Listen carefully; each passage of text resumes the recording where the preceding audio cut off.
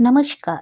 मैं सुनीता कथा मंथन में आप सबका स्वागत करती हूँ। कथा मंथन में आज सुनिए राम की सुमति का द्वितीय अध्याय, लेखक शरद चंद्र। इसके पहले का अध्याय आपको हमारी प्लेलिस्ट से मिल जाएंगे, लिंक आपको आई बटन में मिल जाएगा। राम खाना खाते हुए गुस्सा हो जाता है। मैं कभी नहीं खाऊंगा, उसको निकाल दो, कहता वह तेजी से बाहर निकल गया।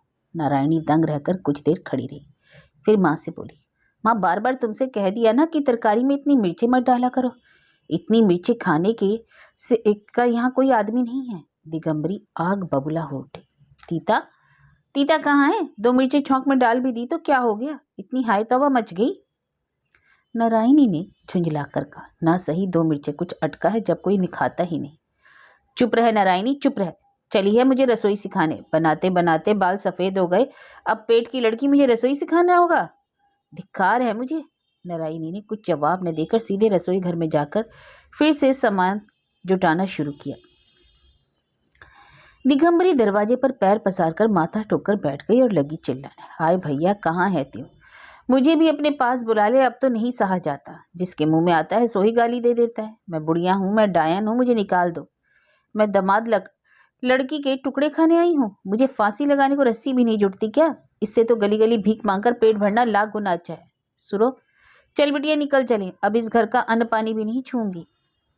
सुरधुनी रोनी सी सूरत बनाकर माँ के पास आकर खड़ी हो गई। दिगंबरी उसका हाथ पकड़कर चलने को तैयार हो गई। नारायणी तरकारी बना रही थी, हंसिया रखकर उठाई और सामने रास्ता रोककर खड़ी हो गई। दिगंबरी ने रोते हुए कहा, हमें रोक मत नारायणी, जाने दे। अब पेड़ के नीचे भूखों मरना ज्यादा अच्छा है। यहाँ ना भात खाऊंगी ना तेरे यहाँ सोऊंगी। नारायणी ने हाथ जोड़कर कहा, किस पर गुस्सा करके जाती हो माँ? हमसे कोई कसूर हुआ तो बताओ।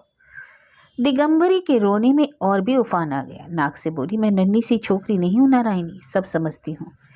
तेरे बिना शह पाए उसकी क्या मजाल है जो इतना बढ़ चढ़कर बोले? मैं डायन हूँ? मुझे निकाल दो। अच्छी बात है, मैं खुद जाती हूँ। हम तुम लोगों के गले की ग्रह आफत है, सामने से हट जाने दे। नारायणी ने माँ के पैर छूकर कहा, माँ आज के दिन तो माफ करो। अच्छा उन्हें आ जाने दो, फिर जैसा समझ में आए करना। इतना कह हाथ पकड़कर वह उन्हें भीतर ले गई। दोनों पैरों पर पानी डाला, आंचल से उन्हें पहुंचा, एक पीढ़े पर बैठाकर पंखा लेकर हवा करने लगी।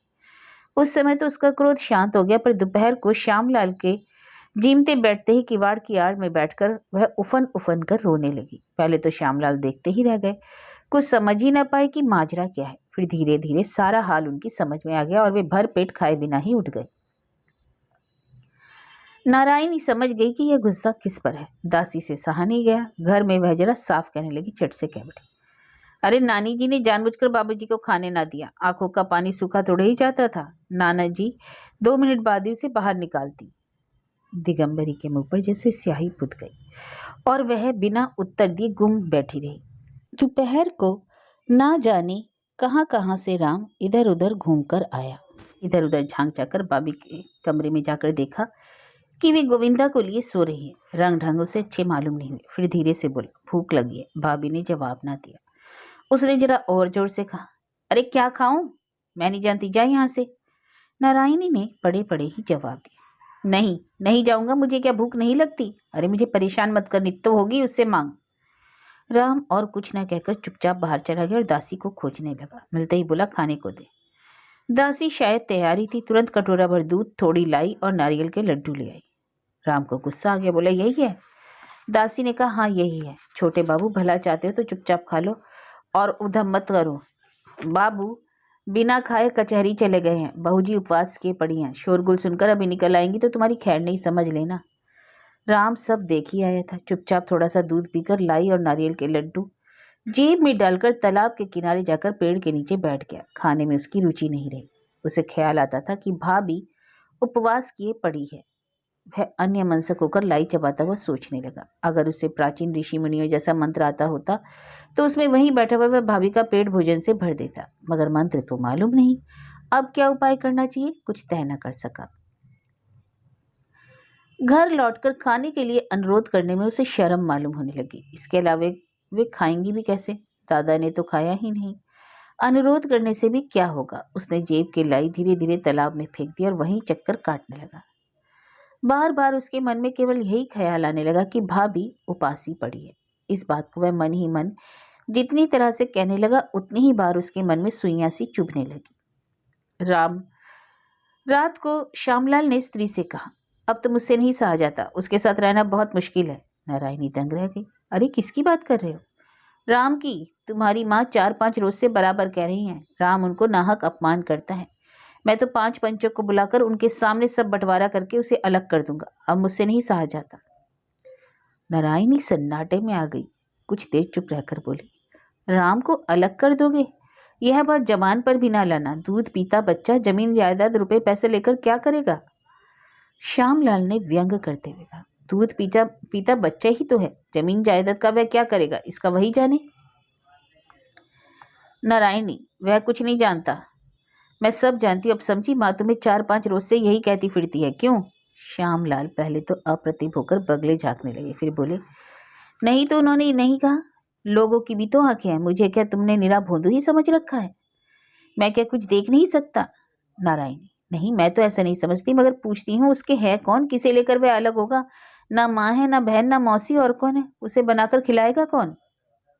श्यामलाल झुंझलाकर बोले, नहीं मैं ये सब कुछ नहीं जानता। मुँह से कहा तो सही कि नहीं जानता, मगर भीतर से सब जानते थे। इतना बड़ा सत्य जाने बिना और रास्ता ही क्या था? नारायणी कुछ कहना चाहती थी पर उसके होंठ कांप गए। इसी से कुछ देर चुप रहकर अपने को संभालती हुई भरे गले से बोली, देखो 13 साल की उम्र में लड़कियां सब गुड़ियां खेला करती हैं। तब माँ मेरे सिर पर यह सब गृहस्थी छोड़कर स्वर्ग सिधारी थी। वे देख रही होंगी कि उनके दिए हुए भार को मैं ढो सकी हूं या नहीं। रांध कर खिलाए पिलाए बच्चे को पाला है। कुटुंब बिरदारी की रस्म अकेले सिर ढोते ढोते मैं 26 वर्ष की अधबुढ़ी हो चुकी हूँ। अब अगर तुम मेरी गृहस्थी में दखल दोगे तो सच कहती हूँ नदी में डूब मरूंगी। तब दूसरा ब्याह करना और राम को अलग करके जो जी में आए सो करना। ना मैं देखने आऊंगी, ना कुछ कहूंगी सुनूंगी, मगर मेरे सामने नहीं। श्यामलाल भीतर ही भीतर स्त्री से डरते थे। इसके बाद फिर वे आगे कुछ नहीं बोले। रात को बात यहीं तय होकर रह गई। दूसरे दिन नारायणी ने राम को पास बिठाकर अत्यंत स्नेह से उसकी पीठ पर हाथ फेरते हुए कहा, राम राम तू अब यहाँ मत रह भैया, तू अलग कहीं जाकर रह सकेगा? राम उसी वक्त राजी हो भर मुंह हंसकर बोला, हाँ रह सकूंगा भाभी, तुम मैं गोविंदा और भोला। अच्छा तो कब चलोगी भाभी? नारायणी ने कोई जवाब नहीं दिया। इसके बाद वह कहती भी क्या, पर राम कब मानने वाला था। वह उत्साहित हो उठा, बोला, अरे बोलो ना कब चलोगी भाभी? नारायणी से रहा नहीं गया। उत्तर में उसे छाती से लगाकर बोली, भाभी को छोड़कर तू क्या कहीं नहीं जा रह सकता? नहीं भाभी नहीं, राम ने सिर हिलाकर कहा। और भाभी अगर मर जाए तो? धत धत नहीं भाभी, अभी तो भाभी की बात नहीं सुनेगा? तब राम ने प्रतिवाद करते हुए कहा, कब तुम्हारी बात नहीं सुनी? नारायणी, कब सुनी है बता? कब से कह रही हूँ मेरी माँ का तू अपमान न किया कर। तू भी तो उन्हें जो मन में आता है कहता फिरता है। कल भी तूने उनका अपमान किया, अब की बार मेरे जहां मन में आएगी चली जाऊंगी। मैं भी संग चलूंगा। तुझे मालूम नहीं होगा कहाँ जाऊंगी, मैं छिप कर चली जाऊंगी।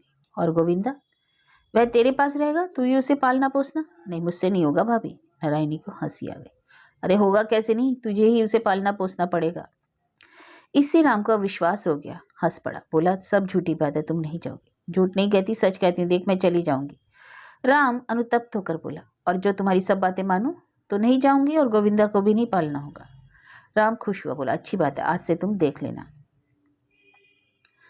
8-10 दिन बड़ी शांति से कटे, कोई उपद्रव ना हुआ। दिगंबरी की तरफ से कटाक्ष होते ही ना हो यह बात नहीं थी, पर राम गुस्सा ना होता था। उस दिन की भाभी की बात पर उसे पूरा विश्वास तो नहीं हुआ, मगर फिर भी उसे डर हो गया। परंतु भगवान विरूप थे। फिर एक दुर्घटना हो गई। आज दिगंबरी ने अपने स्वर्गीय पिता की वर्षी करने के लिए बाहर ब्राह्मणों को भोजन कराने का संकल्प किया था।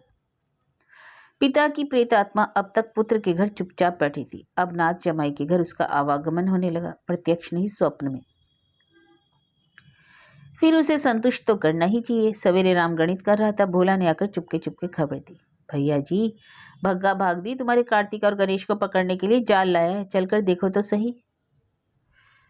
यहाँ पे समझना पड़ेगा कि बहुत दिनों के पुराने बड़े बड़े 2 रोहू मछली घाट के किनारे हमेशा चक्कर लगाया करते थे। आदमियों से तो वे बिल्कुल डरते ही ना थे। राम कहा करता था, ये उसकी पाली हुई मछलियां हैं, उनके नाम हैं कार्तिक और गणेश। मोहल्ले में ऐसा कोई बाकी न था जिसने कार्तिक और गणेश के असाधारण रूप गुणों की बातें राम से ना सुनी हो। और वह उसके अनुरोध से एक बार देखने आया। उनमें क्या विशेषता यह सिर्फ वही जानता है, और कौन सा कार्तिक है और कौन सा गणेश, इसकी पहचान भी सिवा उसके और कोई नहीं कर सकता था। भोला भी कभी कभी घपले में पड़ जाता और इसी भारी गलती के लिए राम से कनैठी खाता।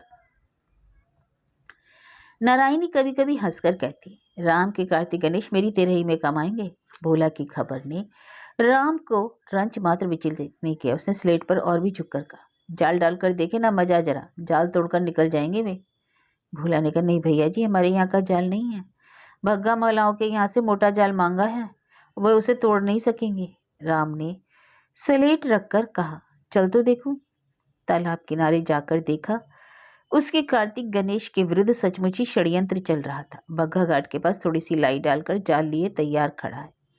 राम ने आकर उसे जोर का एक धक्का दिया। बोला, बदमाश कहीं का, लाई डालकर मेरी मछलियों को बुला रहा है। बग्घा ने रोनी सुनत बनाकर कहा, बड़े बाबू हुक्म दे गए हैं, कोई मछली मिली नहीं भैया जी। राम ने झटका देकर उसके हाथ से जाल छीनकर फेंक दिया। बोला, जा भाग यहाँ से। बग्घा जाल उठाकर धीरे से चल दिया। राम लौटकर फिर स्लेट पेंसिल लेकर बैठ गया। उसने प्रतिज्ञा की थी किसी पर गुस्सा न करेगा।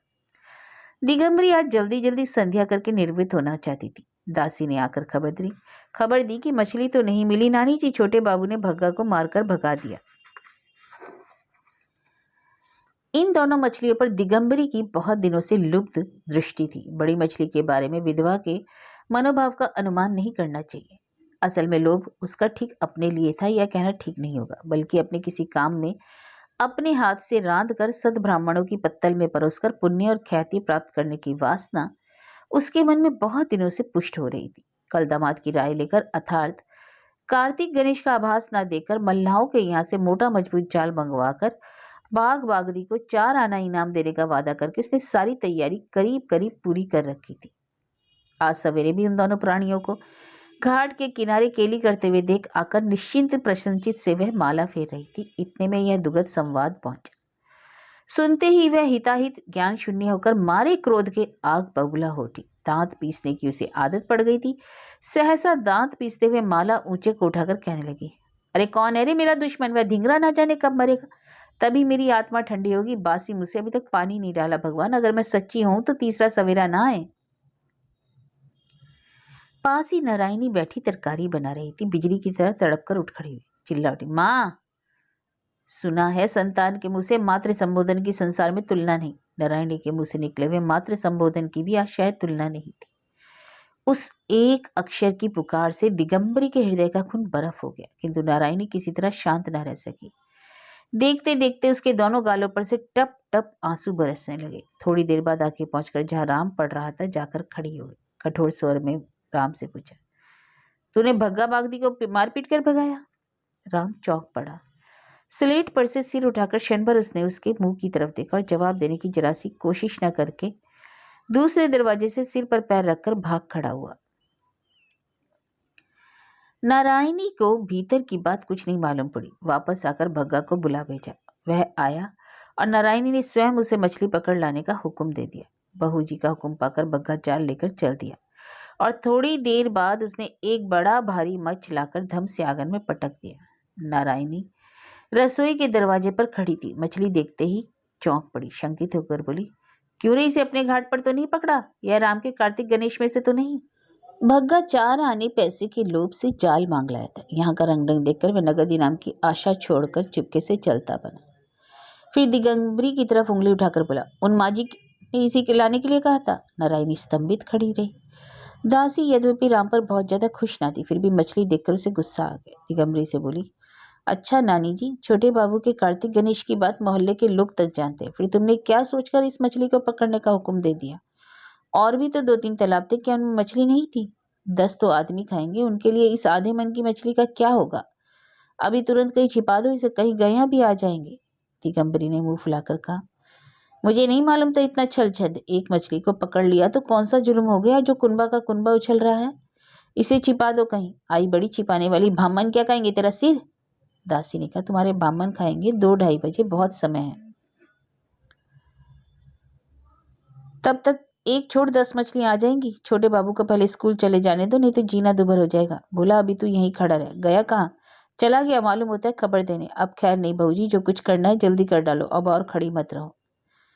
जरूरत पड़ने पर कब कहाँ राम मिल सकता है, भोला इस बात को जानता था। वह दौड़ा दौड़ा बागीचे के पिछवाड़े में उत्तर की तरफ अमरूद के पेड़ के नीचे पहुंच गया। राम एक डाली पर पैर लटकाए बैठा हुआ कच्चे अमरूद चबा रहा था। भोला ने हाफते हुए आकर कहा, जल्दी चलो भैया, बग्गा ने तुम्हारे कार्तिक को मार डाला। राम ने अमरूद कुतरना बंद कर दिया। कहा, झूठ है, सच्ची भैया जी, माँ जी ने पकड़ने का हुक्म दिया था, अभी तक आंगन में पड़ा है, देखो ना चलकर। राम धड़ाम से नीचे कूद पड़ा, आंधी की तरह उड़ता हुआ आंगन में पहुंचा। पहुंचते ही ठिठक कर खड़ा हो गया। मछली को देखते ही एकाएक बड़े जोर से चिल्ला उठा, यही तो मेरा गणेश है, भाभी तुमने हुक्म देकर मेरे गणेश को पकड़वाया। कहता हुआ जमीन पर औंधा पड़ गया और बलि चढ़े हुए सिर कटे बकरे की तरह पैर पटकने लगा। उसका यह शौक कितना सत्य है, कैसा दुर्दम्य है, इस विषय में शायद दिगंबरी को भी संशय न रहा। उसे खिलाने के लिए रात को नारायणी ने काफी मनाया बहलाया, पर राम टस से मस न हुआ। बाह पकड़कर उठाया तो उसने झटका देकर हाथ अलग कर दिया। सारे दिन लंघन करने के बाद रात को 2-4 दाने भात मुंह में देकर उठ गया। दिगंबरी ओट से खड़ी खड़ी दामाद से कहने लगी, तुम एक बार कहो, नहीं तो नारायणी खाएगी नहीं, दिन भर से उपवास किए पड़ी है। श्यामलाल ने पूछा, उपवास क्यों किया? दिगंबरी से रोया नहीं गया, इसलिए वह कंठ को जरा करुण बनाकर बोली, मेरा ही कसूर हुआ बाबा, माफ करो, मुझे क्या मालूम था कि तालाब से बामन भोजन के लिए एक मछली पकड़ना मांगने से एक ऐसा महाभारत हो जाएगा। श्यामलाल समझ ना सके। उन्होंने दासी को बुलाकर पूछा, क्या हुआ नित्तो? दासी ने सामने ना आकर जहाँ थी वहीं से कहा, अरे वह छोटे बाबू का गणेश था। श्यामलाल चौंक पड़े, वह राम के कार्तिक गणेश में से एक था क्या? हाँ, दासी ने जवाब दिया। अब ज्यादा कहने की जरूरत ही ना थी, समझ गए। बोले, राम ने भी नहीं खाया होगा?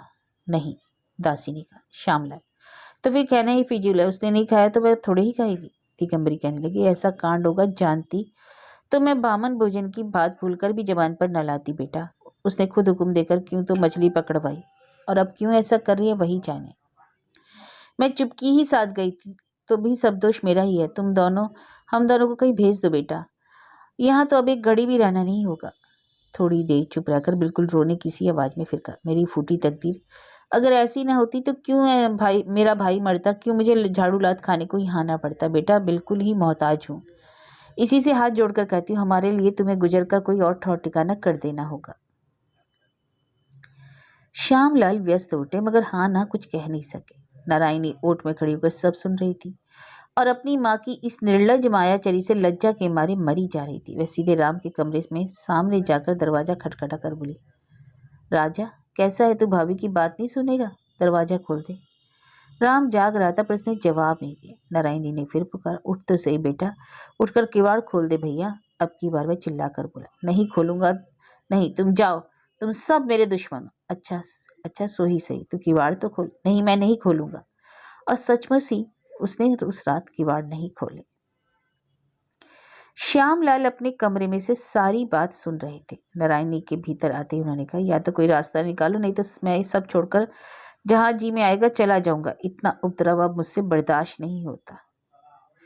नारायणी कुछ जवाब न देकर सोचने लगी।